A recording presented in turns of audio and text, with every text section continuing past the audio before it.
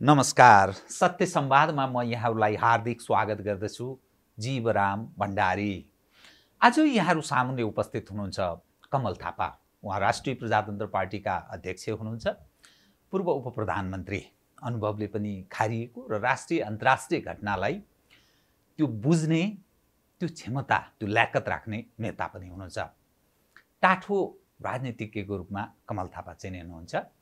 उहाँसँग आज म ताजा पछिल्लो अवस्थालाई केन्द्रमा राखेर आम दर्शकलाई ती जिज्ञासाहरू म मेटाउने प्रयत्न गर्नेछु। विविध विषय, प्रतिनिधि सभाको विघटन, त्यसपछि उत्पन्न भएको राजनीतिक अवस्था, अन्यल राष्ट्रिय प्रजातन्त्र पार्टीको भूमिका, सत्तापक्ष, प्रमुख प्रतिपक्ष र प्रतिपक्षहरूको भूमिका, अब नेपालको राजनीतिले कुन मार्ग तय गर्ला, कता कता तरल राजनीतिक अवस्थाबाट नेपाल गुज्रेको त्यस्तो आभास हुन्छ। देखिएको राजनीतिक दृश्य पनि त्यस्तै देखा पर्छ। कतिपय मानिस यो व्यवस्थासँग सम्बन्धित विषय हुन सक्ने कुरा पनि राजनीतिमा यस्तो अड्कलबाजी पनि काट्न थालिएको छ। विविध विषयहरू म उठान गर्नेछु। सर्वप्रथम म उहाँलाई स्वागत गर्छु। स्वागत छ यहाँलाई। हस्, धेरै धेरै धन्यवाद। म अब कहाँबाट सुरु गरेँ भने प्रतिनिधि सभाको विघटनसँगै नेपाल कम्युनिस्ट पार्टी नेकपाभित्र जुन खाले प्रतिक्रिया, सडकमा पनि एक खाले अलग खालको माहौल त्यस्तो बनेको छ। राजनीतिमा तरङ्ग उत्पन्न भएको छ। एउटा विकल्पको दाबी गर्ने राष्ट्रिय प्रजातन्त्र पार्टी र खास गरी तपाईँकै सवाल उपर मानिस प्रश्न गर्छन्, प्रधानमन्त्री केपी शर्मा ओलीसँग तपाईँका धेरै पटकका उठबस, बालुवाटारका बैठक, यी यावत कुरालाई जोड्दै प्रधानमन्त्रीको सहयोगी रूपमा तपाईँ प्रस्तुत भइरहनु भएको छ। प्रतिपक्षको भूमिका र त्यो वैकल्पिक तागत निर्माण गर्ने सवाल उपर मौन रहनुभयो भन्ने यस्तो कहीँ न कहीँ त्यो प्रश्न मानिसले उठाएका छन्। प्रतिनिधि सभा विघटनलाई तपाईँको हेर्ने दृष्टिकोण सुनाउँ र यो जो जिज्ञासा छ मानिसको, यसको पनि जवाफ पाऊँ त, त्यसपछि म अरू विषय क्रमशः उठाउँछु। कृपया। तपाईँले दुईवटा महत्त्वपूर्ण प्रसङ्गको उठान गर्नुभएको छ। पहिलो, प्रधानमन्त्री केपी ओलीसँगको मेरो सम्बन्ध, र दोस्रो यो प्रतिनिधि सभा विघटनका बारेमा मेरो धारणा। म यो प्रतिनिधि सभा विघटनका सम्बन्धमा मेरो भन्दा पनि पार्टीको आधिकारिक धारणा म यहाँ उल्लेख गर्न चाहन्छु। कतिपयलाई यसलाईमा भ्रम छ, म स्पष्ट पार्न चाहन्छु। जुन दिन प्रधानमन्त्रीको सिफारिसमा राष्ट्रपतिले प्रतिनिधि सभाको विघटन गर्नुभयो, त्यही दिन साँझ राष्ट्रिय प्रजातन्त्र पार्टीका 3 अध्यक्षको संयुक्त वक्तव्य आएको छ र त्यो संयुक्त वक्तव्यमा हामीले यो प्रतिनिधि सभा विघटन संविधानको मर्म र भावना विपरीत छ, यो असंवैधानिक छ भन्ने उल्लेख गरेका छौँ। अब त्यसपछि यो विषय सर्वोच्च अदालतमा विचाराधीन छ। त्यसकारणले गर्दाखेरि अब सर्वोच्च अदालतलाई अनुचित ढङ्गबाट प्रभाव पार्ने हिसाबबाट कुनै पनि गतिविधि हुँदैन भन्ने हाम्रो मान्यता हो। र तेस्रो, प्रतिनिधि सभा विघटनको संवैधानिकता बारे पार्टीहरूका आफआफ्ना धारणा छन्, विज्ञहरूको आफआफ्नो धारणा छ। यसको अन्तिम निर्णय वा फैसला गर्ने अधिकार संविधानले नै सर्वोच्च अदालतलाई दिएको छ। त्यसर्थ सर्वोच्च अदालतको फैसला जे आउँछ त्यसलाई राष्ट्रिय प्रजातन्त्र पार्टीले स्वीकार गर्दछ। अब राजनीतिक दृष्टिकोणबाट केवल केपी ओलीको 3 वर्षीय कार्यकालको असफलताको निमित्त मात्र होइन, मुलुकमा 14 वर्षदेखि कायम रहेको भ्रष्टाचार, धर्म परिवर्तन, कुशासन र सर्वसत्ताबाट मुक्तिको निमित्त पनि ताजा जनादेशमा जानु, जनताको समक्ष जानु उपयुक्त हुन्छ भन्ने यो राजनीतिक मान्यता हाम्रो रहेको छ। त्यसकारणले गर्दाखेरि यसमा हामीले कुनै दुविधा लिइराख्नुपर्ने जरुरी छैन। यसको संवैधानिकताको बारेमा हाम्रो दृष्टिकोणमा यो संविधानको मर्म र भावना विपरीत छ। अब यसको अन्तिम फैसला सर्वोच्च अदालतले गर्दछ। राजनीतिक दृष्टिकोणबाट अहिलेको विकृति र विसङ्गतिको निराकरणको निमित्त केपी ओलीकै असफलता र अकर्मण्यताबाट मुक्तिको निमित्त पनि चुनावमा जानु उपयुक्त हुन्छ र त्यसले संविधान प्रजातन्त्रलाई ट्र्याकमा राख्छ भन्ने हाम्रो मान्यता रहेको छ।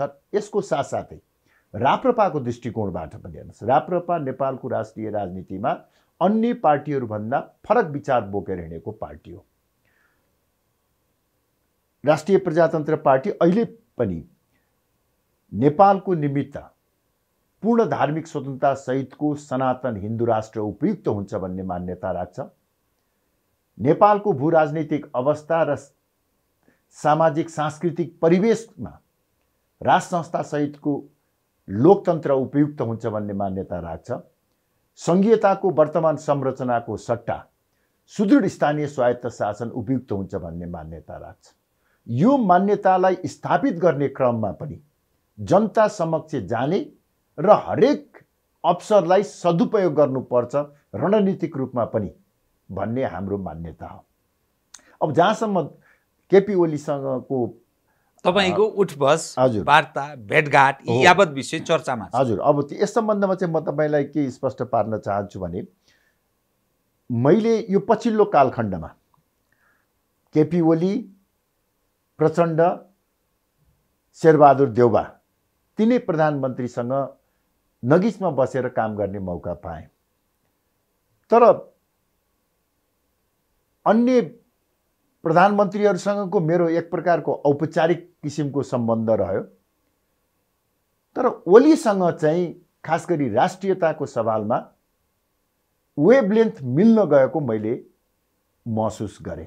एउटा सन्देश दिने प्रयत्न गर्नुभयो नि तपाईँले, वेभलेन्थ मिल्ने भनेको के भोलिका दिनमा सहकार्य हुन सक्छ ओलीजीसँग भन्ने अर्थमा पनि बुझौँ? हैन, सहकार्य भन्दा पनि वास्तवमा अब हुन असम्भव छैन त्यो पनि। तर मैले वेभलेन्थ मिल्न गएको छ भन्नुको कारण चाहिँ के हो भने हेर्नुहोस्, जति बेला 2072 साल असोज 3 गते संविधान जारी भयो, मधेसमा एक प्रकारले भन्ने हो भने आन्दोलनको आगो बलिराखेको थियो, भारतले नाकाबन्दी गरेको थियो। त्यस्तो असहज अवस्थामा हामीले मधेसको आन्दोलनलाई मत्थर बनाउने, भारतको नाकाबन्दी अन्त गरेर भारतसँगको सम्बन्धलाई ठिक ठाउँमा राख्ने र नेपालले अब आगामी दिनमा कहिले नाकाबन्दीको पीडा भोग्नु नपरोस् भनेर चीन सरकारसँग व्यापार, पारवाहन, रेल, तेल, बिजुलीको नयाँ खाका निर्माण गर्नुपर्ने आवश्यकता थियो। र यो सौभाग्यवश यो तीनैवटा काममा मैले महत्त्वपूर्ण भूमिका निर्वाह गर्ने अवसर पाएँ। र त्यो बेलामा मैले काम गर्दाखेरि प्रधानमन्त्री केपी ओलीको सहयोग र जुन किसिमको सुझाव र सल्लाह पाएँ, त्यसले गर्दाखेरि अलिकति वेभलेन्थ मिल्न गएको मैले महसुस गरेँ। र अहिले जहाँसम्म यो पछिल्लो राजनीतिक घटनाक्रममा छ, हेर्नुहोस्, मेरो उहाँसँग एकाध पटक भेट भएको छ यो बिचमा, र उहाँले पार्टीभित्रको विवादको कारणले गर्दाखेरि मैले बाध्य भएर चुनावमा जानु पर्यो भनेर भन्नुभएको छ। मैले उहाँसँग सोधेको कुरा एउटै हो, हेर्नुहोस्, निश्चय पनि पार्टीभित्रको आन्तरिक विवाद थियो भन्ने कुरा सबैलाई थाहा छ। अब त्यो तपाईलाई विघटनसम्म जानको निमित्त बाध्यकारी थियो थिएन त्यो तपाईँ बुझ्नुहोस्। तर तोकिएको समयमा चुनाव हुन्छ कि हुँदैन? यदि तोकिएको समयमा चुनाव भएन भने देश ठुलो दुर्घटनातर्फ जान सक्छ। राजनीतिक दलहरूको नियन्त्रणभन्दा परिस्थिति बाहिर जान्छ। मैले भन्दाखेरि उहाँले के जवाफ दिनुभयो? उहाँले प्रष्ट रूपमा भन्नुभयो, वैशाखको 17 र 27 गते चुनाव हुन्छ।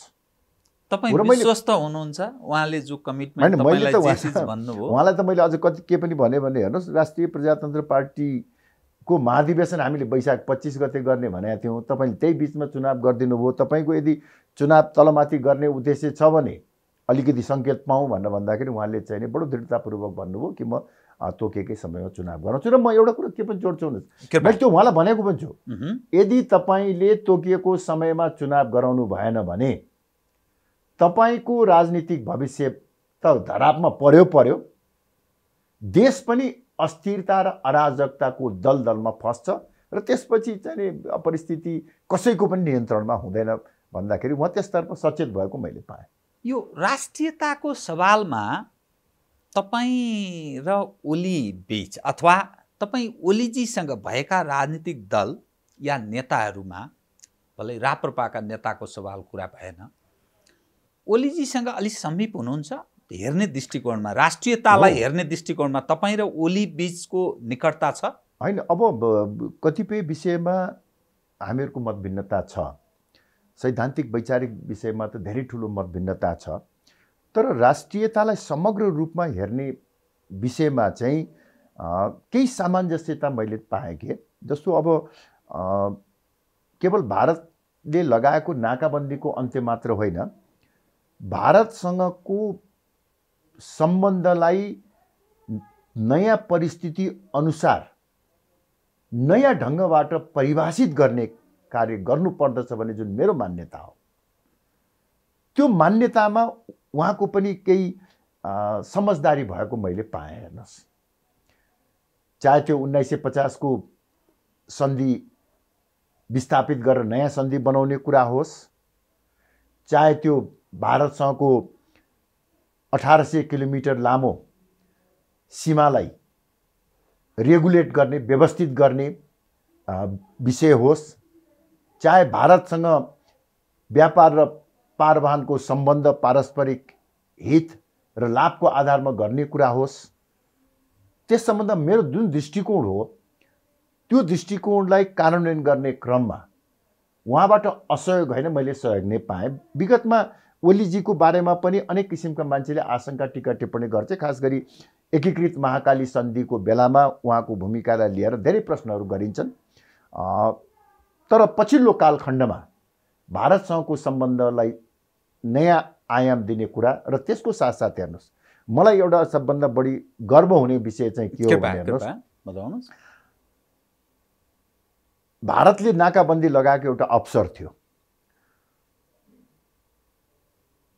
2045 सालमा सन् 1998 मा जब भारतले सन् 1988 88-89 दुवै 13-14 महिनाको अवधि थियो, त्यो बेलामा जुन भारतले नेपालमाथि आर्थिक नाकाबन्दी गर्यो, त्यो बेलामा म सौभाग्यवश म पनि मरिचमानजीको नेतृत्वको सरकारमा महत्त्वपूर्ण मन्त्रालय सञ्चार मन्त्रालयको नेतृत्व गरिरहेको थिएँ। राजा वीरेन्द्रले प्रधानमन्त्री र हामीहरू केही सीमित मन्त्रीहरू भएको बेलामा नेपालले भविष्यमा कहिले पनि नाकाबन्दीको पीडा भोग्नु नपर्ने गरी तीनवटा कुरामा ध्यान दिनुपर्छ भनेको म अहिले पनि सम्झिन्छु। के? पहिलो, वैकल्पिक पारवाहनको व्यवस्था। नेपाल केवल भारत परिवेष्टित मात्र होइन, चीनबाट पनि घेरिएको छ, त्यसकारणले समुद्रसँग पुग्ने वैकल्पिक पारवाहनको व्यवस्था गर्नुपर्दछ। दोस्रो, नेपाल जस्तो भौगोलिक अवस्था भएको मुलुकमा नाकाबन्दीले मात्र होइन, भोलि कुनै प्राकृतिक विपत्तिको कारणले पनि अभाव हुन सक्दछ। त्यसलाई दृष्टिगत गरी कम्तीमा 3 महिना पुग्ने अत्यावश्यक वस्तुहरू, खाद्यान्न, पेट्रोलियम, औषधि लगायतका वस्तुहरू भण्डारण गर्ने क्षमता कायम राख्नु पर्दछ। र तेस्रो, यस्तो सङ्कटको बेलामा सम्पूर्ण राष्ट्रिय शक्तिहरू एक ठाउँमा ल्याउनुपर्छ। यही कुरो 2072 सालमा जब भारतले नाकाबन्दी गर्यो, मैले तत्कालीन प्रधानमन्त्री र त्यो बेलाका नेकपाका अध्यक्ष जो सरकारमा पनि उहाँको पार्टीको सहभागी थियो, प्रचण्ड, दुवैको अघिल्तिर राजा वीरेन्द्रले यो भनेको कुरा उल्लेख गर्दै म चीन भ्रमणमा जान्छु र चीन भ्रमणमा गएर व्यापार, पारवाहन, रेल, तेल, बिजुलीको वैकल्पिक व्यवस्था सम्बन्धमा एउटा आधार तयार गरेर आउँछु भनेर भन्दा उहाँले सकारात्मक रूपमा चाहिँ प्रोत्साहन गर्नुभयो र त्यही कारणले गर्दाखेरि हामीले चीनसँग एउटा सम्बन्धको नयाँ खाका तयार गर्न सक्यौँ। मलाई लाग्छ यी सबै कारणले गर्दाखेरि केपी ओलीसँगको राष्ट्रियताको बारेमा अलिकति निकटता रहेको मैले महसुस गरेको हुँ। त्यसबाहेक अन्य कुराको हकमा अब व्यक्तिगत रूपमा उहाँले मलाई चाहिँ नि म प्रति स्नेह सद्भाव राख्नु भएको छ। गएको 74 सालको चुनावमा हामीले काङ्ग्रेससँग सहकार्य गरेका थियौँ। मलाई केपी ओलीले पटक पटक चुनावको मनोनयन पत्र दर्ता गर्ने दिनको बिहान पनि तपाईलाई धोका हुन्छ, मैले त्यहाँ कृष्णप्रसाद दाहालजीलाई टिकट दिएर पठाएको छु मकवानपुरमा, यदि तपाईँ हाम्रो सहयोगमा उठ्नुहुन्छ भने म दाहालजीलाई अर्को व्यवस्था गरेर तपाईँलाई चाहिँ सहयोग गर्नु भनेर मैले भनेको छु। तपाईँलाई धोका हुन्छ, तपाईँ जस्तो मान्छे संसदमा आउनुपर्छ भनेर चाहिँ भन्नुभएको थियो। अब त्यसलाई मैले एउटा सद्भावकै रूपमा लिएको छु। हेर्नुहोस्, अब म यसमै अलिकति छिनाल्छु अनि त्यसपछि फेरि अरू विषय धेरै जिज्ञासाहरू छन्। यसपटकको चुनाव भयो भने त्यो तालमेल, सहकार्य, सहयोग आदान प्रदान ओलीजीसँग हुन सक्ने सम्भावना या अरू पक्षहरूसँग त्यो ढङ्गले नि केही सोच्नु भएको छ? होइन, हेर्नुहोस्, अब जहाँसम्म चुनावी तालमेलको प्रश्न छ त्यो कुनै पनि पार्टीसँग हुन सक्दछ। राप्रपाको जुन सैद्धान्तिक वैचारिक अडान छ त्यो सैद्धान्तिक वैचारिक अडानको कारणले गर्दा हामी कुनै पनि पार्टीसँग, कमसेकम अहिलेका प्रमुख पार्टीहरूसँग सैद्धान्तिक एलायन्स गर्न सक्दैनौँ। हामी दुई फरक विचार लिएर हिँडिरहेका पार्टी छौँ। तर चुनाव भनेको छुट्टै प्रसङ्ग हो। चुनावमा यदाकदा विचार नमिल्नेसँग पनि रणनीतिक रूपमा चुनाव जित्नको लागि तालमेल हुन सक्दछ। विगतमा पनि हामीले त्यस्तो तालमेल गरेका छौँ। हामीले काङ्ग्रेससँग पनि गरेका छौँ, एमालेसँग पनि गरेका छौँ। पछिल्लो कालखण्डमा केही ठाउँमा माओवादीसँग पनि स्थानीय तहमा चुनावी तालमेलहरू भएका छन्। त्यसकारणले चुनावी तालमेल सबैसँग हुन सक्ने सम्भावनाको ढोका हामी खुला राख्दछौँ। अब कुन पार्टीसँग तालमेल गर्दाखेरि बढी पार्टीले जित्न सक्दछ त्यसलाई हामीले ध्यानमा राख्नु पर्दछ। विगतको हाम्रो तितो अनुभवलाईबाट पनि पाठ सिक्नुपर्ने अवस्था छ। स्वाभाविक रूपले अहिलेको अवस्थामा काङ्ग्रेससँगको तालमेल हाम्रो निमित्त बढी सहज हुन्छ। तर हामीले मात्र चाहेर त हुँदैन। अब काङ्ग्रेसले सहज हुने कारण चाहिँ के? काङ्ग्रेससँग अलिकति वैचारिक निकटता कता कता महसुस हुन्छ। यद्यपि पछिल्लो कालखण्डमा काङ्ग्रेसले पनि कम्युनिस्टकै एजेन्डा बोकेर हिँड्यो। वास्तवमा यो धर्मनिरपेक्षता, गणतन्त्र, सङ्घीयता काङ्ग्रेसको एजेन्डा थिएन नि। पार्टी स्थापना कालमा होस् चाहे बिपीले नेतृत्व गर्दाखेरि होस्, यो पार्टीको विचार थिएन। तर पछिल्लो कालखण्डमा काङ्ग्रेसले कम्युनिस्टको एजेन्डा बोकेर हिँड्यो। त्यसले एकातिर नेपाललाई कम्युनिस्टमय बनायो। आज कम्युनिस्टको जुन किसिमको वर्चस्व खडा भएको छ उसको सैद्धान्तिक बलमा भन्दा पनि काङ्ग्रेसले थापेको काँधको परिणाम स्वरूप हो। हेर्नुहोस्, एकातिर काङ्ग्रेसकै चाहिँ कारणले गर्दाखेरि कम्युनिस्टहरू बलियो भए, अर्कोतर्फ काङ्ग्रेस कमजोर हुन गयो। र अहिलेको पनि धरातली यथार्थ के हो भने काङ्ग्रेसले कम्युनिस्टको एजेन्डा बोकेर कम्युनिस्टलाई सैद्धान्तिक वैचारिक रूपमा पराजित गर्नै सक्दैन। व्यक्तिगत रूपमा 2-4 सिटहरू ल्याएर, किन अर्को पार्टी बलियो भइसकेका छैन, त्यसकारणले कहिले काङ्ग्रेस कहिले कम्युनिस्टको कुरा आउला। तर वैचारिक सैद्धान्तिक दृष्टिकोणबाट कम्युनिस्टको विकल्प काङ्ग्रेस होइन। अहिले यो 14 वर्षको बिचमा हेर्नुहोस् न, सरकार त पटक पटक परिवर्तन भएका छन्, सँगै मिलेर पनि काम गरेका छन्। उहाँहरूले कम्युनिस्टको भन्दा काङ्ग्रेसको कुन चाहिँ नीति फरक छ, कुन चाहिँ विचार फरक छ, कुन चाहिँ दर्शन फरक छ, खालि पात्र मात्र फरक छ र त्यो पात्रहरू पनि अहिले त दुवै मिलेर चाहिँ नि देशलाई लुट्ने काममा संवैधानिक अङ्गहरूमा चाहिँ भागभण्डा गरेर सर्वसत्ता कायम गर्ने क्रममा दुवै निकट छन्। तर काङ्ग्रेसको पृष्ठभूमिको कारणले गर्दा काङ्ग्रेस पार्टी स्थापनाकै कालमा संवैधानिक राज संस्थाको नेतृत्वमा प्रजातन्त्रलाई बलियो बनाउने मान्यता बोकेको, राजा र मेरो गर्दन सँगै जोडिएको छ भनेर राष्ट्रिय मेलमिलापको नीति लिएर बीपी कोइराला आउनु भएको र धार्मिक दृष्टिकोणबाट पनि कम्युनिस्टहरू त धर्मै मान्दैनन् नि, भगवानै मान्दैनन्। तुलनात्मक रूपमा काङ्ग्रेसमा अहिले पनि त्यो धार्मिक पक्षमा चाहिँ केही सदाशयता छ। यो कारणले अलिकति सहज हुन्छ। तर हामीले चाहेर मात्र त हुँदैन। काङ्ग्रेसमा अब अहिले जसरी कम्युनिस्टमा दम्भ थियो केही समय अगाडिसम्म, अहिले काङ्ग्रेसमा त्यही दम्भ देखिराखेको छु। अब त्यही दम्भ प्रदर्शन गर्यो भने मलाई लाग्छ फेरि परिस्थिति के हुन्छ भन्न सकिँदैन। त्यो अवस्थामा हामीले दम्भ भने भोलि चुनाव भयो भने मेरो अनुकूल हुन्छ भन्ने काङ्ग्रेसमा कहीँ न कहीँ त्यो भ्रममा छ भन्न खोज्नुभयो। ओलीजी, अब तपाईँले गणतन्त्र, सङ्घीयता, धर्मनिरपेक्षता काङ्ग्रेसको मान्यता थिएन, त्यसकारण काङ्ग्रेससँग सहकार्य हुन सक्ने, सहयात्रा हुन सक्ने कुरा गर्नु। ओलीजी पशुपतिनाथको दर्शन पनि गर्नुभयो केपी ओलीजीले। नारायणहिटीका अगाडिबाट त्यो एउटा सभा उद्घोष पनि गर्नुभयो। केही सन्देश अर्थपूर्ण रूपमा मानिसले हेरे पनि। आक्षेप उहाँमाथि के छ भने भलै उहाँको आन्तरिक के सोच बनाउनु भएको छ थाहा छैन, तर संहिताका सवाल उप, धर्मनिरपेक्षताका सवाल उप र कतिपय गणतन्त्रका सवाल उप पनि उहाँ पुनर्विचारको पक्षमा हुनुहुन्छ भन्ने अथवा यसप्रति उहाँको सकारात्मक धारणा छैन भन्ने प्रचण्ड माधवजीहरू उहाँमाथि आरोप लगाइरहनु भएको छ।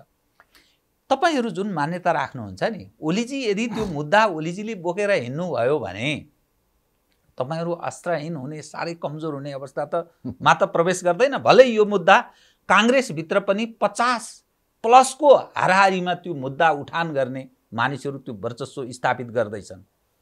अब तपाईहरू अस्त्रहीन हुने स्थितिमा त प्रवेश गर्नुहुन्न आगामी चुनावमा।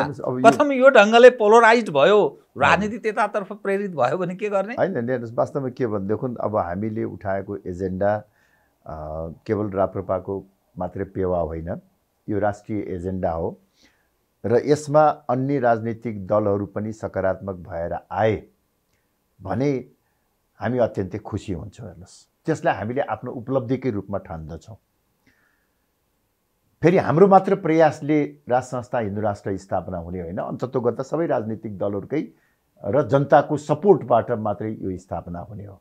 त्यसकारणले यो प्रति अरू पार्टीहरूको सकारात्मक धारणालाई म स्वागतयोग्य ठान्दछु।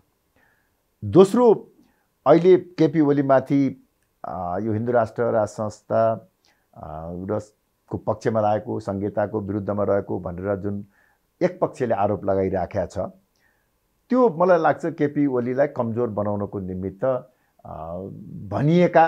लगाइएका आरोपहरू मात्र हुन्। केपी ओलीलाई जति मैले चिनेको छु, अब केपी ओलीलाई मैले पुरै चिनेको छु त म भन्दिनँ, उहाँसँगको जे जति सङ्गत छ, उहाँले बेला बेला जुन कुराहरू भनिराख्नु भएको छ, यो सबबाट चाहिँ नि म प्रश्न छु के भने केपी ओली हिन्दू राष्ट्र राज संस्थाको संवाहकको रूपमा आउन सक्ने सम्भावना छैन। कसैले त्यो सोचेको छ भने त्यो भ्रमबाट मुक्त भयो हुन्छ भनेर म भन्छु। हो, निश्चय पनि हेर्नुहोस्, जुन रूपमा चाहिँ नि धर्मनिरपेक्षता, गणतन्त्र र संघीयता स्थापना भयो, त्यस सम्बन्धमा भने केपी ओलीको विगतमै पनि केही फरक धारणाहरू थिए र मैले बुझेसम्म हेर्नुहोस्, मेरो आकलन पनि हो, उहाँले प्रष्टै नभने पनि उहाँले सङ्केतबाट घुमाएर पटक पटक भनेका कुराहरूबाट पनि म त्यो निष्कर्ष निकाल्छु। त्यो के हो भने गणतन्त्र तत्काल सम्भव थिएन भन्ने उहाँको 62-63 को आकलन हो। गोरुगाडा चढेर अमेरिका जाने त्यो बेलामा उहाँले प्रष्टै भन्नुभएको हो के भनेदेखि चाहिँ नि यो परिकल्पना राज संस्था अहिले तत्काल फ्यालिहाल्ने कुरो अपरिपक्व र समय नपुगेको भन्ने नै उहाँको निष्कर्ष हो। संघीयतामा उहाँको रुचि छैन, सङ्घीयता उहाँको रुचिको व्यवस्था होइन, बाध्यात्मक। तर अब कार्यान्वयन भइसक्यो, त्यसले गर्दाखेरि उहाँले स्वीकार गरेर हिँडिरहनु भएको छ। धर्मनिरपेक्षता नलेखेको भए पनि हुन्थ्यो भन्ने उहाँको सोचाइ गर्नुहोस्। नेपालको निमित्त धर्मनिरपेक्षता नलेखेको हुन्थ्यो भन्ने, तर अब लेखिसकेपछि चाहे त्यो धर्मनिरपेक्षता भन्नुहोस्, चाहे त्यो सङ्घीयता भन्नुहोस्, चाहे गणतन्त्र भन्नुहोस्, अब केपी ओली पनि एउटा कम्युनिस्ट पृष्ठभूमिबाट आएको व्यक्ति भएको हुँदा उहाँले आफ्नै इनिसिएटिभमा त्यसलाई सच्याउँछन् भन्ने कुरा मैले त विश्वास गरेको छैन। कसैले विश्वास गरेका छन् भने त्यतापट्टि त्यो भ्रमबाट मुक्त हुनको निमित्त पनि म आग्रह गर्न चाहन्छु। हेर्नुहोस्, अब हो हिजो स्थापनै नभएको बेलामा केपी ओली त्यो स्थापनाको निमित्त अग्रसर भएर आउनुहुन्थेन होला, तर स्थापना भइसकेपछि त्यसलाई फ्याँक्ने काममा चाहिँ उहाँ प्रयोग हुनुहुन्छ जस्तो मलाई लाग्दैन। हेर्नुहोस्, नेपालमा म यो पनि अहिले पनि दोहोऱ्याएर भन्न चाहन्छु कि भने नेपालमा हिन्दू राष्ट्र राज संस्थाको पुनर्स्थापना र सङ्घीयताको विकल्प खोज्ने हो भने राप्रपालाई बलियो बनाउनु बाहेक अर्को विकल्प छैन। यो मृग मरिचिकाबाट सबै मुक्त भए हुन्छ। यहाँ बेला बेलामा चाहिँ नि सडकमा चाहिँ नि राजा आऊ देश बचाऊ हिन्दू राष्ट्र पुनर्स्थापना गर भनेर पनि सभा सम्मेलन आन्दोलन भइरहेको म देखेको छु। त्यसप्रति मेरो कुनै चाहिँ नि नकारात्मक टीका टिप्पणी छैन, तर त्यसरी बेला बेलामा देखिने सुस्फूर्त आन्दोलनबाट मात्रै यी मान्यताहरू स्थापना हुन सक्दैन। एउटा सङ्गठित शक्तिको आवश्यक पर्छ। त्यो सङ्गठित शक्ति राप्रपा हो, ओरिजिनल यही नै हो। अब यो शक्ति र यो शक्तिको नेतृत्व पङ्क्तिलाई आलोचना गरेर चरित्र हत्या गरेर कसैले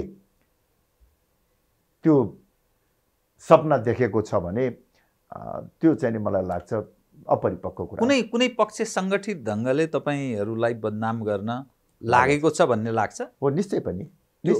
अब हामीलाई बदनाम हेर्नुहोस्, अब वास्तवमा जो चाहिँ गणतन्त्र धर्मनिरपेक्षता र सङ्घीयताका पक्षधरहरू छन् उनीहरूसँगको हाम्रो सैद्धान्तिक लडाइँ हो, सबैले बुझेका छन्। म सरकारमा बस्दाखेरि पनि प्रचण्डजीले पनि शेरबहादुरजीले पनि ओलीजीले पनि पटक पटक भन्नुहुन्थ्यो तपाईँहरूको बाटो फरक छ, हाम्रो बाटो फरक छ। र उहाँहरूले मलाई त पटक पटक भन्नुभएको छ कि तपाईँलाई हामी यसकारण सम्मान गर्दछौँ कि तपाईँ आफ्नो कुरामा प्रष्ट हुनुहुन्छ, तपाईँ आफ्नो सिद्धान्तबाट विचलित हुनु हुँदैन, त्यसकारण तपाईँसँग हामीले चाहिँ नि प्रष्ट कुरा गर्न के अप्ठ्यारो छैन। त्यसैले सङ्घीयता गणतन्त्र र धर्मनिरपेक्ष पक्षधरहरूले हामीलाई सैद्धान्तिक वैचारिक रूपमा आलोचना गर्छ। तर यहाँ केही समय यता जति बेला 62-63 को आन्दोलनको रापताप भइरहेको बेलामा जति यी एजेन्डाहरू बोकेर जानु, राज संस्था र हिन्दू राष्ट्रको एजेन्डा बोकेर जानु भने ज्यान हत्केलामा राखेर जानुपर्ने अवस्था थियो। यो विचार बोकेर पार्टी खोल्दाखेरि कैयौँ ठाउँमा हामीले साङ्घातिक रूपमा चाहिँ आक्रमण सहनु पर्यो। मेरो टाउको फुटेको छ, तपाईँको रगत आएको छ मेरो उसबाट चाहिँ नि। मतलब त्यो बेलामा हामीले यो एजेन्डा बोकेर हिँड्यौँ। अब अहिले धेरैले बोकेर हिँडिरहनु भएको छ, त्यो राम्रै कुरा हो। तर मलाई कहिलेकाहीँ आश्चर्य पनि लाग्छ, दुःख पनि लाग्छ।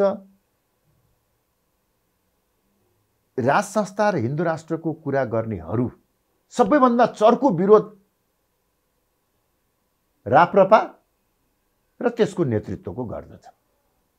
प्रचण्डको अथवा चाहिँ बाबुरामको अथवा उनीहरूको त सतही रूपमा मात्र विरोध छ। आक्रमणको केन्द्रमा चाहिँ नि हामीलाई गरिरहेको हो। यसैमा म अलि स्पष्ट गर्न चाहेँ, राजा निकटकै बताउने पक्ष उनीहरू के भन्छन् भने कमल थापाबाट हामीलाई ठुलो धोका भयो। गणतान्त्रिक संविधानको त्यसैमा उहाँले शपथ खानुभयो, त्यसैको लाभमा हिन्दू राष्ट्र राज संस्था यी सबै चिज उहाँले बेचिदिनु भयो, पुच्छर समाएर दान गरिदिनु भयो। अन्यथा हो त्यो यो जो विषय मूलत राजा निकटको बताउने मानिसहरू बढी तपाईँको आलोचना गर्छन्। यो के भएको यो बताउनुहोस्। वास्तवमा के भन्दा अब कतिपयलाई भ्रम परेको छ। भ्रम परेकाहरू प्रति मेरो कुनै गुनासो छैन। त्यसलाई चाहिँ नि भ्रम हटाउनु पर्छ। जसले बुझेका छैनन्, जसमा अज्ञानता छ, उनीहरूलाई पनि म कुनै दोष दिन चाहन्न। त्यो अज्ञानतालाई हामीले हटाउने प्रयास गर्नुपर्छ। तर जसले बुझेका छन्, बुझेर पनि यो आरोप लगाइरहेछन्, तिनीहरूप्रति भने चाहिँ वास्तवमा म अत्यन्तै दुखित छु। हेर्नुहोस्, के प्रयोजनको लागि हैन, म तपाईँलाई के यसमा प्रश्न पारौँ भनेदेखि हेर्नुहोस्, संविधान नबनुन्जेलसम्म, संविधान जारी नहुन्जेलसम्म 2072 साल असोज 2 गतेसम्म राष्ट्रिय प्रजातन्त्र पार्टी यो संविधानको विपक्षमा थियो। अहिले पनि रेकर्डमा छ, यो संविधानको विपक्षमा मतदान गर्ने जम्मा 25 जना छन् राप्रपा नेपालको, तत्कालीन राप्रपा नेपालको। त्यसबाहेक अन्य सबै राजनीतिक दलहरूले संविधानको पक्षमा मतदान गरे। संहिताको विपक्षमा रहेको चित्रबहादुर केसीले पनि संविधानमा दस्तखत गर्नुभयो। अहिले राप्रपामा आएर हिन्दू राष्ट्र राज संस्थाको पक्षमा रहेको वकालत गर्ने पशुपतिजी र डाक्टर प्रकाश चन्द्र लोहनीले नेतृत्व गर्नुभएको पार्टीले पनि 10 जना हुनुहुन्थ्यो, उहाँहरूले संविधानको पक्षमा मतदान गर्नुभयो। त्यसको विपक्षमा मतदान गर्ने हामी मात्र थियौँ। तर जब 2/3 भन्दा बढीले, झन्डै 90% संविधान पारित भयो, त्यसपछि हाम्रो अगाडि 2वटा बाटो थिए। एउटा बाटो संविधानलाई च्यातेर, संविधानलाई अस्वीकार गरेर विद्रोहमा जाने बाटो। त्यो विद्रोहको बाटो उपयुक्त होइन। नेपाली जनताले अर्को फेरि विद्रोह वा हिंसा धान्न सक्दैन र त्यो प्रजातान्त्रिक मूल्य र मान्यता पनि होइन। आफै खेलमा सहभागी हुने, खेलको नियम मान्ने अनि परिणाम चाहिँ आफ्नो विपरीत आएपछि त्यसलाई स्वीकार गर्दिन भनेर हिँड्नु प्रजातान्त्रिक मूल्य र मान्यता होइन। यो वास्तविकतालाई दृष्टिगत गर्दै हामीले रणनीतिक रूपमा यो संविधानलाई प्रयोग गर्ने, यो संविधानलाई सँग सहकार्य गर्ने,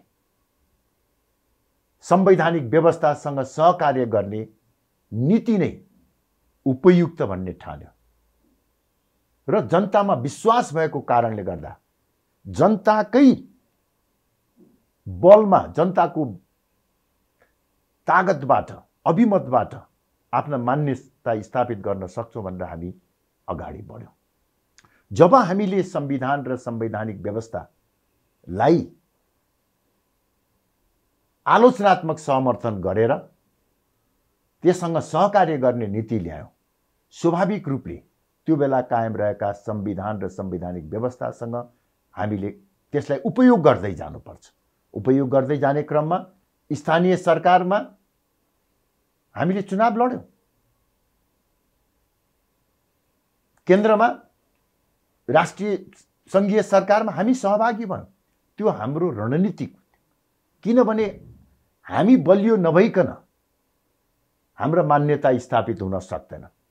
हामी बलियो हुनको निमित्त हामीले विद्रोह त छोडिसक्यौं। हामी त चाहिँ संविधानको बाटोबाट आएका छौं भने जनताले हामीलाई भोट हाल्ने बेलामा केवल हिन्दू राष्ट्र राज संस्थाको लागि मात्र भोट हाल्दैन, त्यसले जनताको पेट भरिँदैन। जनताले विकास खोज्छ, रोजगारी खोज्छ, जनताका दैनिक आवश्यकताको कुराहरू परिपूर्ति होस् भन्ने चाहना राख्छ। त्यो आवश्यकतालाई परिपूर्ति गर्नको निमित्त यदाकदा हामीले सरकारमा जाने, संविधानसँग सहकार्य गर्नु पर्दछ भन्ने मान्यता लिएर यो सोच विचार गरेरै गरेका। यो कुनै कसैलाई धोकाको कुरै होइन। हामीले हिन्दू राष्ट्र राज संस्थाको एजेन्डा कहिले छोडेकै छैनौं। सरकारमा जाँदा पनि छोडेका छौं। मैले अघि नै भने प्रधानमन्त्री प्रचण्ड, बाबुराम शेरबाजीले केपी ओली र शेरबहादुर देउवाले पटक पटक मलाई भन्नुभएको छ, तपाईहरु हिन्दू राष्ट्र, मलाई उहाँले हिन्दू राष्ट्र राज संस्थाको पक्षमा हुनुहुन्छ, उहाँहरूले मलाई गणतन्त्रको पक्षमा चाहिँ कहीँ कतै सही गराउनु भएको छैन। र एउटा कुरो कि अर्को पनि म सानो एउटा त्यसपछि म यसमा टुङ्ग्याउँछु। भारतको उदाहरण हेरौँ न। भारतमा भारतीय जनता पार्टी करिब करिब हामी जस्तै हिन्दू राष्ट्र र हिन्दुत्वको पक्षमा रहेको पार्टी हो। उसले त्यो मान्यता स्थापना गर्नको निमित्त हामीले जस्तै संवैधानिक बाटो अवलम्बन गर्यो, प्रजातान्त्रिक बाटो अवलम्बन गर्यो र आफूलाई बलियो बनाउनको निमित्त कहिले यो अन्य समाजवादी दलहरूसँग, कहिले लोकदलसँग मोर्चा बनाएर वा कहिले मिसिएरै जनता पार्टी भएर सरकारमा गएर त्यसको चाहिँ उपयोग गर्यो। त्यति मात्र होइन, आफ्नो विचार नमिल्ने कम्युनिस्टसँग पनि यदाकदा तालमेल गर्यो। र सबभन्दा पछिल्लो उदाहरण हेर्नुहोस्, कश्मीरको अस्तित्वसँग गाँसिएको भारतीय संविधानको धारा 370 खारेज हुनुपर्छ भनेर 70 वर्ष अगाडिदेखि त्यो बेलाको भारतीय जनसङ्घ र पछिको भारतीय जनता पार्टीले आवाज उठाउँदै गयो। काश्मीरसँग सम्बन्धित धारा 370, त्यो धारा 370 आवश्यक छ, अनिवार्य छ भनेर आवाज उठाउने कश्मीरवादी पार्टी पीडीपीसँग यसभन्दा अगाडिको चुनावमा सहकार्य गरेर संयुक्त सरकार पनि बनाए र जब उसले बहुमत प्राप्त गर्यो, संविधानलाई संशोधन गरेर 370 खारेज गर्यो। राप्रपाको त्यही हो। मेरो प्रश्न रूपमा हेर्नुहोस्, वास्तवमा कतिपय रणनीतिक कुरा बाहिर सार्वजनिक गर्ने विषय त होइन, तर ममाथि जुन किसिमको आरोप लगाएको छ त्यसलाई प्रश्न पार्ने क्रममा मैले आफ्नो कतिपय रणनीति पनि बाहिर भन्नुपर्छ। त्यो रणनीति भने के हो भने, चाहे काङ्ग्रेससँग हो चाहे कम्युनिस्टसँग गरेर संसदीय शक्ति, संसदमा एउटा बलियो शक्तिको निर्माण गर्ने सकिन्छ। अन्य राजनीतिक दलहरूको पनि सहमति लिएर नेपालमा हिन्दू राष्ट्र राज संस्था पुनर्स्थापना गर्ने, त्यसको निमित्त हामीले अन्य राजनीतिक दलहरूसँग गरेको सहकार्यले मद्दत पुर्याउन सक्छ। भोलिको दिनमा ती मान्यताहरूप्रति सफ्ट हुन सक्दछन् उनीहरूले। एउटा यो बाटो छ भने अर्को हेर्नुहोस्, यदि मैले संसदमा बलियो शक्ति प्राप्त गर्ने हो भने मैले सधैँ संसद कुरेर बसिराख्नुपर्ने जरुरी छैन। जुन दिन काठमाडौँमा 1 लाख मानिसको आन्दोलन म गर्न सक्ने अवस्थामा पुग्छु, त्यो पुगेको दिन मैले संविधानका धारा र दफा पर्खेर बस्नु पर्दैन। अर्को विद्रोहको बाटो, विद्रोह भने सडक आन्दोलनबाट, विद्रोह भनेर जंगलमा गएर बन्दुक बोक्ने होइन, सडक आन्दोलनबाट जसरी विगतमा परिवर्तन भएका थिए त्यसै गरी आफ्ना मान्यता हिन्दू राष्ट्र राज संस्था सहितको लोकतन्त्र पुनर्स्थापना गर्ने त्यो विकल्प मेरो निमित्त जहिले पनि खुला छ। यसको निमित्त मैले शक्ति आर्जन गर्नुपर्छ। पैसा चाहिन्छ, कसले दिन्छ पैसा तपाईँको? पार्टी आन्दोलन गर्नको निमित्त, जनता चाहिँ सडकमा उतार्नको निमित्त पनि केही साधन स्रोत चाहिन्छ। त्यसको साथसाथै एउटा संगठनात्मक शक्ति चाहिन्छ। त्यो शक्ति सञ्चय गर्नको निमित्त जुन ढङ्गबाट मैले प्रयास गरेँ, वास्तवमा 0बाट 4, 4बाट 26, 26बाट 37 हामीले पुर्याइसकेका थियौँ। र गएको चुनावमा म अहिले पनि भन्छु, तिनै व्यक्तिहरू जो मलाई चाहिँ अहिले आरोप लगाइरहेका छन्, तिनै खास गरी अझ राजाका सचिवको रूपमा काम गरेका व्यक्तिहरूले घरमा बोलाइकन चाहिँ हाम्रा सांसदहरूलाई पार्टी फुटाउनको निमित्त प्रोत्साहन नगरेको भए, संयोजन उनीहरूले, मैले त प्रष्ट रूपमा भनेको चाहिँ हेर्नुहोस्, राजाका सचिवहरूले यदि पार्टी फुटाउनको निमित्त सहयोग नगरेको भए राप्रपा फुट्दैन थियो। पशुपतिजी, प्रकाशजी वा अरू कसैले पनि, भारत भनौँ वा चाहिँ प्रचण्ड भनौँ वा चाहिँ अन्य कुनै पनि शक्तिले चाहेर पनि पार्टी फुट्दैन थियो यदि मैले मेरो हस्ताक्षरबाट सांसद बनाएका, मन्त्री भएका व्यक्तिहरूलाई दरबारका सचिवहरूले बोलाएर यसपटक पार्टी फुटाउने काममा सहयोग गर्नुहोस् भनेर नभनेको भए राप्रपा फुट्दैन थियो। राप्रपा नफुटेको भए अहिलेको संसदमा हामी 50-60 सिटमा हुन्थ्यौँ। त्यो 50-60 सिटको संसदीय शक्ति र अहिलेको माहौल, कम्युनिस्ट पार्टी फुटेको, काङ्ग्रेस किम कर्तव्य विमूढ भएको, जनताले विकल्प खोजिरहेको अवस्थामा त्यहाँको 60 जनाको शक्ति र सडकको शक्तिको संयोजनबाट हामीले आफ्ना मान्यताहरू स्थापित गर्न सक्छौँ। त्यो पीडा हुन्छ मलाई। हेर्नुहोस् जीवरामजी, कहिलेकाहीँ के भने के भएको बताइदिनुहोस् त। तपाईँ राज संस्था स्थापनाको कुरा, हिन्दू राष्ट्रको कुरा गरिरहनु भएको छ। राजाका सचिवहरूले किन त्यो काम गर्छन्? के प्रयोजन, के अर्थको रूपमा बुझ्नुभयो तपाईँले? यही नबुझेर त म असफल भइराखेको छु। त्यो बुझेको भएदेखि त त्यसलाई टालटुल गर्ने प्रयास गर्थेँ नि। मैले बुझेकै छैन किन, के फाइदा हो मैले नबुझेको। मैले स्वयं श्री 5 महाराज ज्ञानेन्द्रलाई सोधेको छु, उहाँको जवाब के थियो? सरकार के फाइदा भयो यसबाट? अनि सरकारबाट, राजा ज्ञानेन्द्रबाट के भने सचिवले त्यस्तो गरे, सचिवहरूको त्यति धेरै तागत छ भनेर चाहिँ नि ठिक छ, म यहाँको ध्यान म अन्यत्र केन्द्रित गर्छु। तपाईँले आफूलाई जो विकल्पको रूपमा कुरा गरिरहनु भएको छ नि, तर नेपाली समाज कस्तो देखा पर्छ भने विगतमा पञ्चहरूको परीक्षण भएको, तत्पश्चात काङ्ग्रेसको लामो परीक्षण भएको, कम्युनिस्टहरूको पनि परीक्षण बारम्बार भएको, यी सबै परीक्षणहरूले असान्दर्भिक, असफल र नयाँ पुस्तालाई नेतृत्व गर्नका लागि यो नेतृत्व, राजनीतिक नेतृत्व, अहिलेको जो टावरिङ नेतृत्व इन्क्लुड तपाईँलाई पनि जोड्न सकिन्छ, यो अयोग्य छ भन्ने अर्थ लाग्छ। के कारणले तपाईँलाई वैकल्पिक तागतको रूपमा नयाँ पुस्ताले मत जाहेर गर्ने आकर्षित हुने किन बताउनुहोस् त। तपाईँको त बारम्बार परीक्षण भएको छ, काङ्ग्रेसको पनि भयो, कम्युनिस्टको पनि, बताउनुहोस् त। हेर्नुहोस्, वास्तवमा निश्चय पनि एउटा समयकाल परिस्थिति आइसकेपछि यो पुस्ता हस्तान्तरण हुनुपर्दछ, नयाँ पिँढीले नेतृत्व लिनुपर्दछ र राष्ट्रिय प्रजातन्त्र पार्टी र राप्रपाले लिएको विचारलाई अगाडि बढाउने क्रममा पनि अब त्यो दिशातर्फ हामीले सोच्नु पर्दछ। तर अब जहाँसम्म चाहिँ हेर्नुहोस्, यो अहिले देशले भोग्नु परेको जहाँसम्म विकृति विसङ्गतिको कुरा छ, यो विकृति र विसङ्गतिमा व्यक्तिको दोष छ, दलको पनि दोष छ, तर व्यक्ति र दलको साथसाथै सबैभन्दा महत्त्वपूर्ण कारक भनेको बाटो नै गलत छ। खास गरी 62-63 को परिवर्तनपछि हामीले जुन मान्यता र अवधारणा स्थापित गर्ने प्रयास गर्यौँ त्यो त्रुटिपूर्ण थियो। हेर्नुहोस्, त्यो नेपाली जनताको चाहना र आवश्यकताको विषय थिएन। मूलत त्यो बाह्य शक्तिको रणनीतिक स्वार्थ अनुसार तयार गरिएका एजेन्डाहरू थिए। तपाईहरुले उपयोग गर्न जानु भएन अर्थात् सहयोग लिन सक्नु भएन, जान्नु भएन, त्यो तपाईहरुको अयोग्यताका कारण अर्काको पोल्टामा प्रवेश गरेको यसो भन्छन् नि त। हामी बाध्य भयौँ, गणतन्त्रमा हामी कहाँ जान्थ्यौँ, राजाले नै हामीलाई त्यो ठाउँमा पुर्याए, या राजाका सहयोगीहरू तपाईहरु जस्तै मानिसहरूले पुर्याए भनेर उहाँहरू त्यसो भन्नुहुन्छ। त्यसमा केही प्रतिशत सत्यता हुन सक्छ।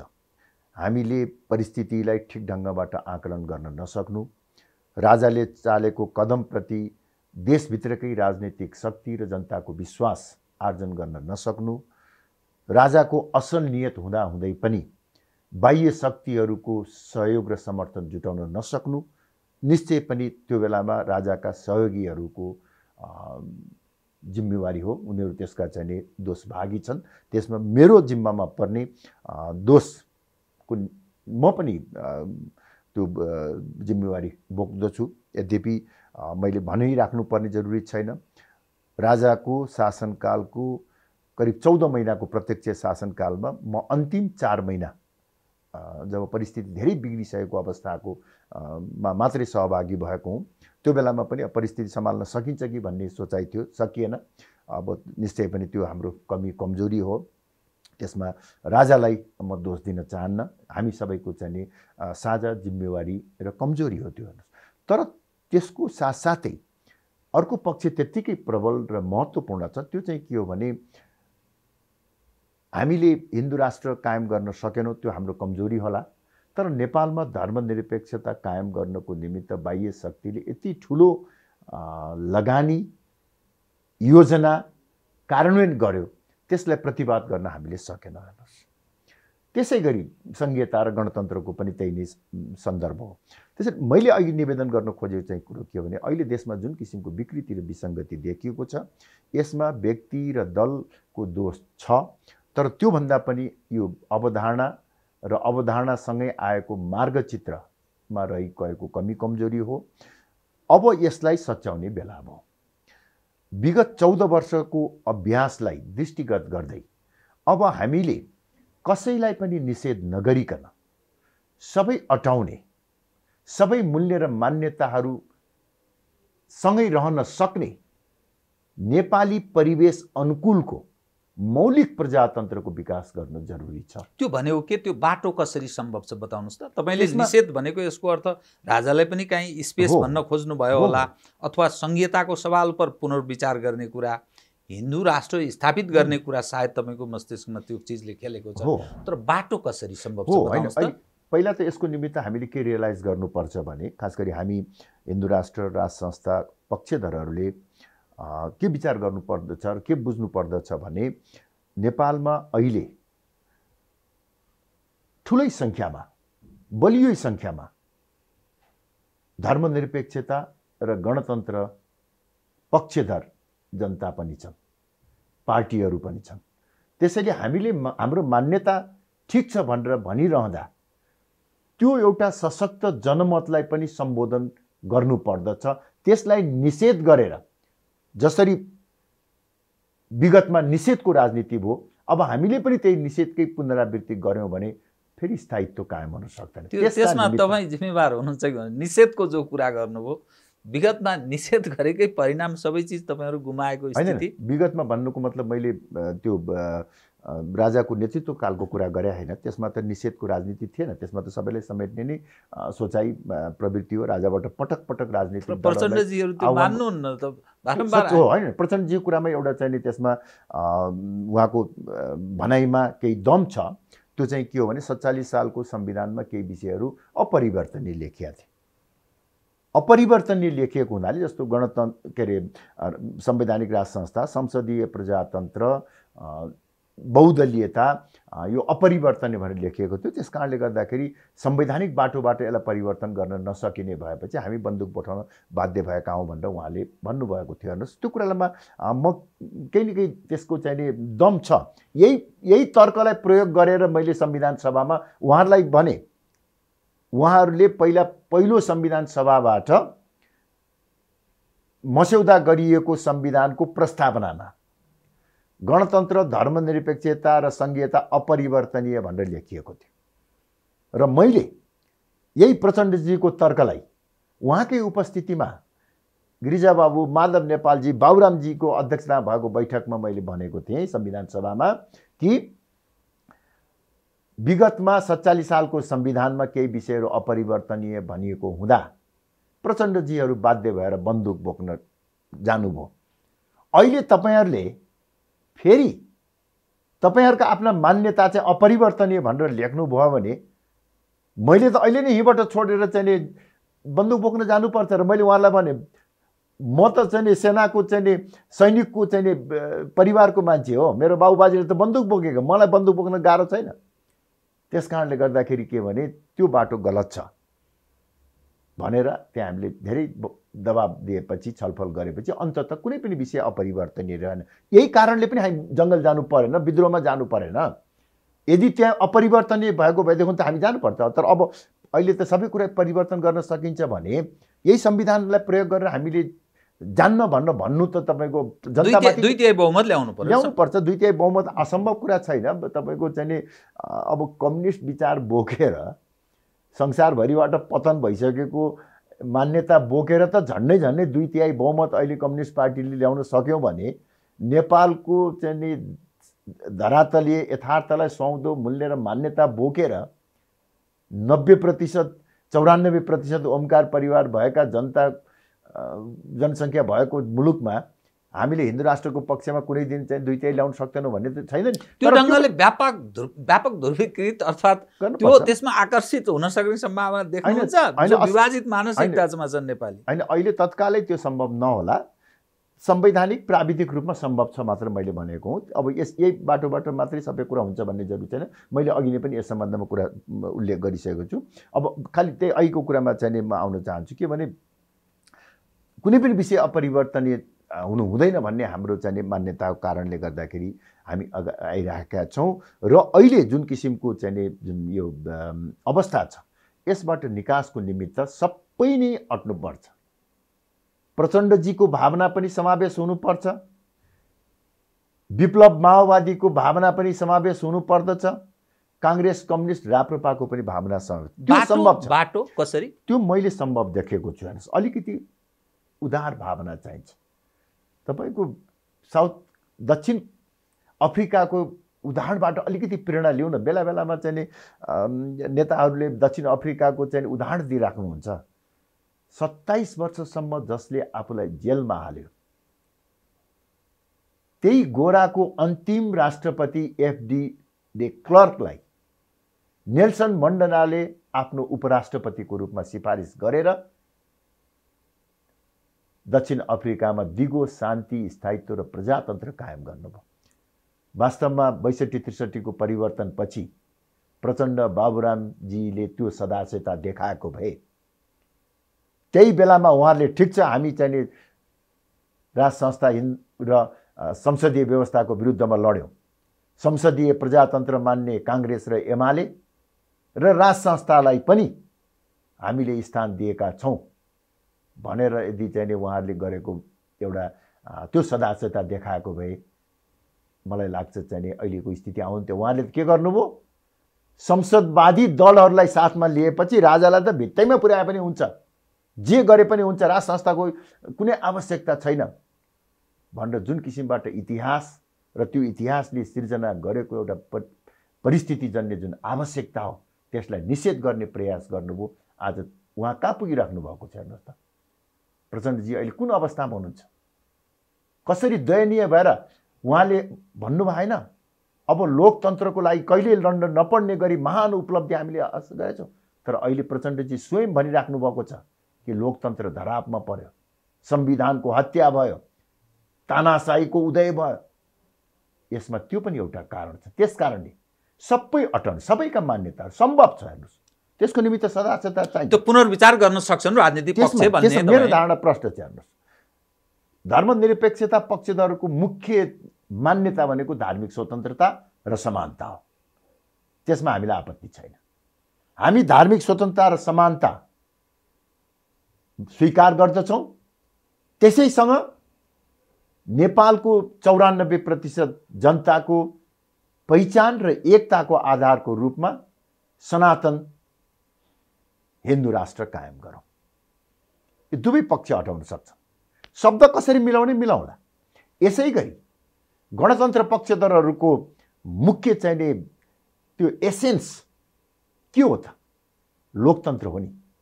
उहाँहरूले 12 बुँदे सम्झौतामा पनि गणतन्त्रको शब्द प्रयोग गर्नु भएको छैन।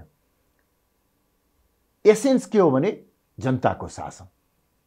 त्यो जनताको शासनलाई कायम गर्दै नेपालको भू राजनीतिक अवस्थालाई पनि दृष्टिगत गर्दै राज संस्थालाई कुनै न कुनै स्पेस हामीले दियौँ भने राज संस्था सहितको लोकतन्त्रले नेपालमा प्रजातन्त्र र राष्ट्रिय एकता, राष्ट्रिय सुरक्षाको ग्यारेन्टी गर्छ। संघीयताको कुरा पनि हामी कम्प्रोमाइज गर्न सक्छौँ।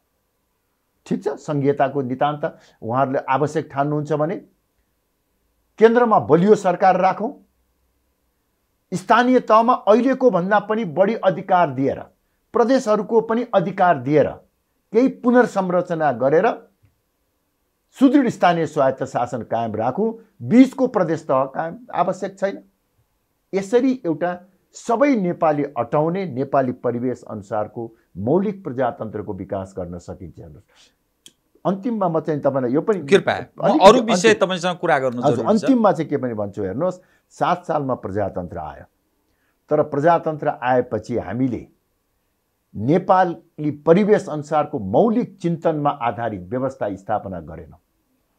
हामीले पश्चिमा मुलुकबाट भारतमा आएको विचार, दर्शन र व्यवस्थालाई फोटोकपी गरेर नेपालमा स्थापित गर्ने प्रयास गर्यो। चाहे त्यो समाजवाद भन्नुहोस्, चाहे साम्यवाद भन्नुहोस्, चाहे मार्क्सवाद भन्नुहोस्, ती मूल्य र मान्यताहरू पश्चिमा मुलुकले आफ्नो मुलुकको विशिष्ट परिस्थितिमा स्थापना गरेका थिए। भारतले त्यसलाई कपी गर्यो। त्यसैको फोटोकपी हामीले चाहिँ स्थापना गर्ने पर्यो।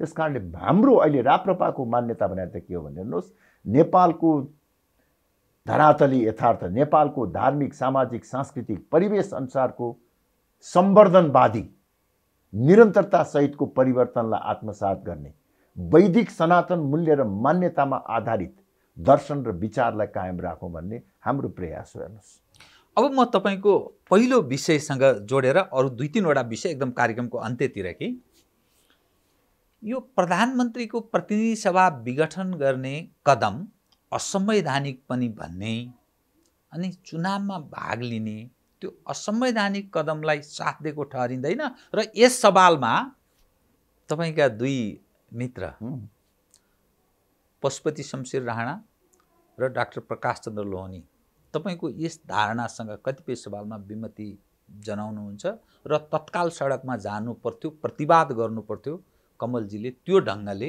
नगरेको कारण अलि समस्या भयो भन्ने सुनिन्छ। के हो यो? अब सडकमा जाने कुरामा चाहिँ नि त म त्यसको कहिले विरोधी नै छैन। वास्तवमा यदि सडकमा जाने निर्णय भयो भने सबभन्दा अगाडि पङ्क्तिमा म नै रहन्छु। त्यस कारणले सडकमा जाने कार्य अथवा आन्दोलन गर्ने कार्यसँग मेरो कुनै किसिमको असहमति छैन। तर मत अलि बाजेको म बाजेको छैन। अलिकति तपाईँको के भने कस्तो हुँदो रहेछ भने हेर्नुहोस्, अब यो पार्टी एकताको धेरै फाइदा छ, केही तपाईँका असहजता पनि हुँदो रहेछ। गाई गुमाउनु भयो तपाईले? गाई त त्यसको आफ्नै पीडा छ, फेरि त्यतापट्टि मलाई नचाहिने त्यसको आफ्नै पीडा छ। हेर्नुहोस्, अब यो हिन्दू राष्ट्र बोक्ने पार्टीले गाई चुनाव चिन्ह छोड्नु पर्दाखेरि कति चाहिने पीडा हुन्छ भन्ने कुरा त्यो त अब भोग्नेले बुझ्ने कुरा हो, म त्यतापट्टि जान चाहन्न। तर मैले खालि के भन्न खोजेँ भने पार्टी एकताका सकारात्मक पक्षका साथसाथै के असहजता हुँदो रहेछ। अब हामीले पार्टी एकता कायम राख्नको निमित्त 3टा अध्यक्षको व्यवस्था गर्यो। अब स्वाभाविक हो, 3वटा घोडाले तानेको रथले अपेक्षा गरे अनुसार गति लिन सक्दैन। कहिलेकाहीँ अनिर्णयको बन्दी पनि हुन्छ। अहिले स्थिति पनि झन्नै त्यस्तै हो, करिब त्यस्तो छ। त्यसकारणले चाँडोभन्दा चाँडो विभाजितै हुने अवस्थामा त प्रवेश विभाजितै हुँदैन। फेरि हेर्नुहोस्, अब पार्टी कहिले विभाजित के चिजले तपाईहरुलाई गजगजायो? कुन चिजले? अब 1 हामीले गीता छोएर कसम खाएका छौँ। 2 हामी 3 जनाको राजनीतिक जीवनको उत्तरार्धतर्फ छौँ। पार्टी फुटाएर फेरि नयाँ पार्टी चलाउन सक्ने हैसियत अब छैन। तेस्रो, पार्टी कार्यकर्ता सहयोगी शुभचिन्तकहरूको तीव्र दबाव छ। चौथो, देशको वर्तमान परिस्थितिले एउटा बलियो राष्ट्रवादी प्रजातान्त्रिक शक्तिको आवश्यकता महसुस गरेको छ र त्यो शक्ति बन्न सक्ने क्षमता राप्रपामा छ। र यो तरल राजनीतिक अवस्थामा एउटा अवसरको रूपमा यसलाई लाभमा कन्भर्ट गर्ने प्रयासमा तपाईहरु छौँ। त्यसकारणले गर्दाखेरि पार्टी एकतामा कुनै आघात पुग्दैन, तर अपेक्षा गरे अनुसारको गति दिनमा भने चाहिँ हामी कहीँ कति असहजता चाहिँ कहीँ न कहीँ छ, त्यसमा मैले स्वीकार गर्नुपर्छ। तर जहाँसम्म तपाईँले अघि भन्नुभएको यो प्रतिनिधि सभा विघटनको सम्बन्धमा केही मतभेद छ कि भन्ने कुरा मतभेद छैन। हेर्नुहोस्, हामीले मैले अघि पनि सुरुमै भनेको थिएँ, प्रतिनिधि सभा विघटन भएकै दिन हामीले वक्तव्य जारी गरेका छौँ।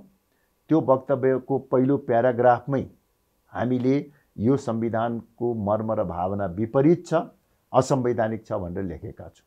अन्तिम प्याराग्राफमा लेखेका छौँ, अहिले हाल विकसित भएको परिस्थितिलाई हामीले आफ्नो राजनीतिक मान्यता स्थापित गर्ने र पार्टीलाई पनि स्थापित गर्ने अवसरको रूपमा प्रयोग गर्नु पर्दछ। यो दुवै कुरा छ हामीसँग। हेर्नुहोस्, त्यसैले मैले अलिकति बढी यो अवसरलाई सदुपयोग गर्नुपर्छ भन्ने ढङ्गबाट कुरालाई अगाडि बढाइराखेका छु। त्यही कारणले मेरो मान्यता प्रष्ट छ। ताजा जनादेश अहिलेको निमित्त उपयुक्त हुन्छ भन्ने मेरो मान्यता। हेर्नुहोस्, तर यो पार्टीको मूलभूत मान्यताभन्दा फरक छैन, हाम्रो नीतिभन्दा फरक छैन। र अर्को कुरा के भने, अब पार्टीहरूले बोल्ने कुरा त बोलिसके, कसैले असंवैधानिक भने, कसैले संवैधानिक भनेका छन्। पार्टीले भनेर त हुने होइन नि, पार्टी त आफ्नो सोचाइ, दृष्टिकोण, स्वार्थको आधारमा परिभाषा गरेका छन्। अब यसरी विवाद भइसकेपछि यसको फैसला गर्ने कसले त? संविधानले नै सर्वोच्च अदालतको जिम्मेवारी दिएको अवस्थामा अब हामीले त प्रतीक्षा गर्ने कुरा केही दिनपछि निर्णय भइहाल्छ। अब म एकदम कार्यक्रमको अन्त्यतिर प्रतिनिधि सभा कथम भन्ने मैले भाषा प्रयोग गरेँ। पुनर्स्थापित भएन तर चुनाव हुन सकेन भने के हुने, प्रतिनिधि सभा पुनर्स्थापित भयो भने त्यसले ल्याउने सम्भावित राजनीतिक परिणाम र तपाईहरुको जुन मूल्य मान्यता जुन चाहना तपाईहरु राखेर लामो समयदेखि राजनीतिमा क्रियाशील हुनुहुन्छ, यो सिस्टम संकटमा परेको त्यो संकेत हो कि होइन? यो तीनवटा विषयको स्पष्ट पार्नुहोस् कृपया, एकदम छोटकरीमा। म पहिलो चाहिँ नि तपाईको अन्तिम प्रश्नबाटै पहिलो जवाब दिन चाहन्छु। सिस्टम संकटमा परेको हो। 14 वर्षको राजनीतिक अभ्यासले व्याख्या गर्न चाहन्न म। 14 वर्षको राजनीतिक अभ्यासले हाल कायम रहेको संविधान र व्यवस्थामाथि प्रश्न चिन्ह खडा भएको छ। पछिल्लो घटनाक्रम मात्र एक सब वाक्यमा म भन्दछु। आफ्नै पार्टी 2/3 बहुमत गरेको पार्टीले आफ्नै प्रधानमन्त्रीको विरुद्धमा अविश्वासको प्रस्ताव राख्नु, त्यो अविश्वासको प्रस्ताव आउन सक्ने सम्भावना देखेर प्रतिनिधि सभा विघटन गर्नु, प्रतिनिधि सभा विघटन भइसकेपछि दुवै पक्षबाट, एउटै पार्टी तर दुवै पक्षबाट भ्रष्टाचार गरेर कमाएका करोडौं पैसा खर्च गरेर सडकमा शक्ति प्रदर्शन गर्दै सर्वोच्च अदालतलाई धम्क्याउने र तर्साउने काम गर्नु, व्यवस्थापिकाका प्रमुख सभामुखले राष्ट्र प्रमुख राष्ट्रपति, सरकार प्रमुख प्रधानमन्त्री, न्यायपालिका प्रमुख प्रधान न्यायाधीश माथि अदालतमा मुद्दा हाल्नु, यसबाट प्रष्ट हुन्छ कि अहिलेको व्यवस्था र संविधानको औचित्यमाथि प्रश्न चिन्ह खडा भएको छ। हामीले 14 वर्षदेखि निरन्तर रूपमा भन्दै आएको कुरा प्रमाणित भएको छ। एक, जहाँसम्म अब प्रतिनिधि सभा पुनर्स्थापना भयो भने के हुन्छ?